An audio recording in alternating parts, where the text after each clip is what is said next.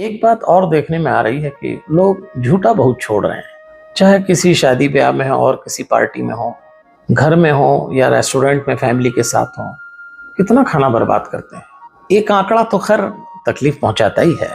अपने देश में साल भर में इतना खाना बर्बाद होता है जिसकी कीमत लगभग 90 करोड़ रुपया है। आइए विचार करें, ऐसा क्यों हो रहा है। असल में लोगों का अन्न से लगाव खत्म हो गया।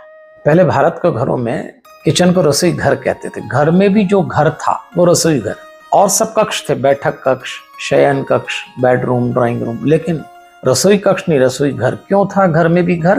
क्योंकि उसकी प्रधान माँ होती थी। फिर वो माँ चाहे भाभी हो, बहन हो, बेटी हो, पत्नी हो, पर वो माँ थी। अब हमारे रसोई घरों से माताओं बहनों का हस्तक्षेप, कंट्रोल चला गया, लिहाजा अन्न के प्रति लगाव खत्म हो। और अब जो माताएं बहनें हैं वो तो किचन में जाती भी नहीं है। दबाव भी मत बनाइए, हमें ने अब ऐसी स्थिति बना दी। अब तो ऑर्डर करो और खाना आता है जैसे खाना अन्न नहीं कोई आइटम है।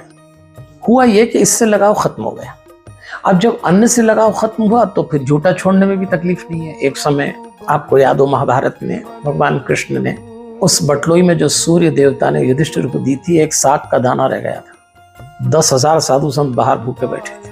कृष्ण ने वो दाना खाया, 10,000 को तृप्ति हो गई। ये कहानी ने एक मैसेज दिया है, हमारी संस्कृति में अन्न को बहुत महत्व दिया है, देवता माना है, और आज यूं ही बर्बाद कर दिया जाता है।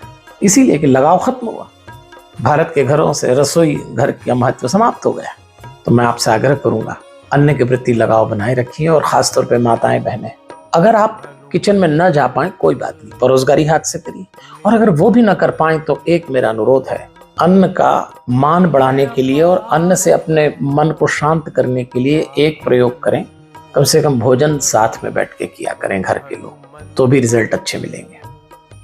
गुरु हनुमंत मेरा भगवंत, वही मेरा पार ब्रह्म।